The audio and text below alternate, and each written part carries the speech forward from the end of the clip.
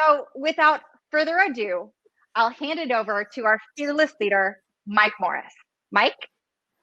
Thank you, Michelle. I don't think I won, but that would be exciting. Okay. Thank you to all of our customers and all of our partners. Welcome to the Innovation Summit. We are very happy to have you here or wherever you are. We're happy that you're there. So a little bit about, to me, this award ceremony is really, it's all about celebrating the bold. It's celebrating the people that are willing to push the bounds. And believe it or not, we're still pioneering position, right? We progress, but it's the mainstream. So consider yourselves pioneers of this industry, and thank you all. So what have we seen over the last 8 months or so? It's been flat out crazy. If nothing else, we can say the one predictable thing is that nothing at all is predictable. Hence our theme for being resilient and being and building a resilient enterprise. Every company's been impacted in some way, shape, or form in their talent strategy. Just customers alone, we've seen some customers that have had to significantly reduce their workforce. Think of the travel and leisure space. We've seen other customers that had to significantly increase their workforce and as their talent demands increased. Think about healthcare and supply chain. And of course, we've seen some that maybe they stayed the same rough number, but the type of talent they needed changed. So think about the telecom and the education space, a lot of change. So right now, this has been dubbed the new normal. So what's next? Well, we'll get ready for the next normal. And then after that, the normal after that. So the point is that we're going to be in a constant state of change for a long time. And how enterprises deal with this change will set them apart. I firmly believe that. Who can bounce back the best is going to be a telltale sign in the next 3, 4, 5, 10 years. So I'd like to just reference a quote from the legendary Rocky Balboa. It's not all about how hard you hit. It's about how hard you get hit and keep moving forward. How much you can take and keep moving forward. This, to me, this is resiliency. The world is not all sunshine and rainbows. So how do you prepare for this, especially if you're a large company, a large enterprise? Well, you prepare yourself for change. Be agile, be flexible. And one strategy that we're adopting and we're helping people to adopt is the on-demand talent strategy. Many companies have been given a huge push down this path in our global work from home experiment, but it's only the first step in that direction. I see 3 major steps that companies really need to take in order to become truly resilient and really adopt an on-demand talent strategy. Step number 1, use the virtual talent to do core work, okay? So we've seen this step really fast forward itself in the last 8 months. It's a major breakthrough for our industry. We've seen it in almost all of our customers. It's no longer about where your cube is and how long you're sitting in your seat.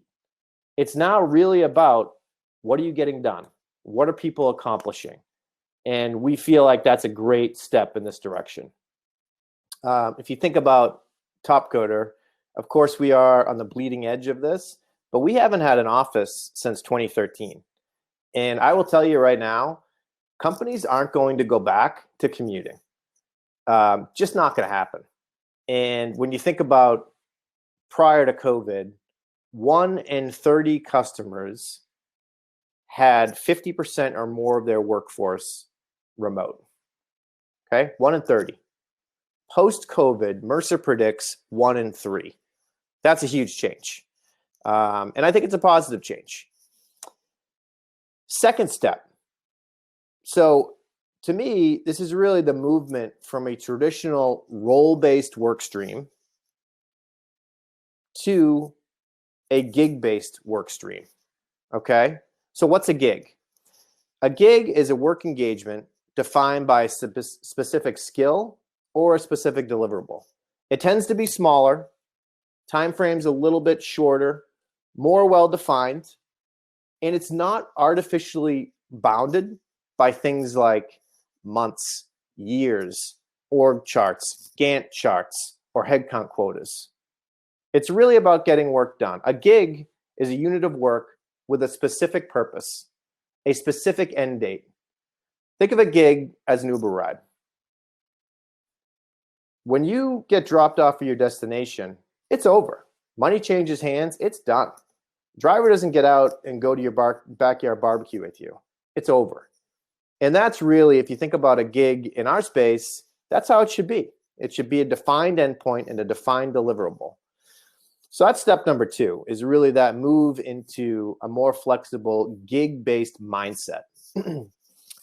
Hopefully that makes sense. Some people will ask, like, is that fair for the gig worker? And I will tell you right now, like, hell yes, that is fair. The gig workers are now being measured on what they produce. They should get paid handsomely for the outcomes that they create, the deliverables that they create. And they have complete flexibility in how they want to work.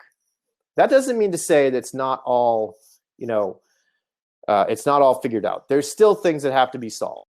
Right? In my mind, like, one major hole is the whole health and wealth issue that faces our community, or all talent communities. It's a big issue. People have to have insurance. People have to have some sort of backup for their income. People have to have retirement options.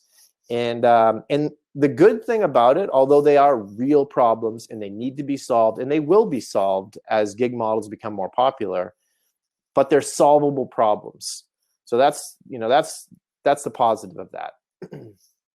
The last step is really, it's the core of Topcoder, what we've always been about. It's about outcomes. It's once you get from the mindset of using remote workers, and then you shift to using remote workers in a gig style engagement, it's not a far jump to then go directly to an outcome where you're purchasing outcomes, okay? And there's a lot of, there's predictability, it's fixed price. People that are hungry can produce more outcomes, can make more money, creates more opportunity. And of course, it also lends itself to reusability, because you're thinking more about what you want to get created. It's got more boundaries on it. Overall, I think it is a rising tide, win-win for both sides of the industry, the talent and the enterprises. So with that, those are really the 3 steps that I think industries and enterprises still need to take in order to move down this path. It will take time as it becomes mainstream. It touches every aspect of a company's core, their HR policies, their culture, touches every part of it. But we're here to help. I thank you to all of our customers. Please, reach out to us if you want to talk about this, if you want to discuss it, if you have different opinions. We're always here, and we're looking at it as our job to help people move from what we are in now, the new normal, to the next normal. So thank you, and I will now pass it to Adam.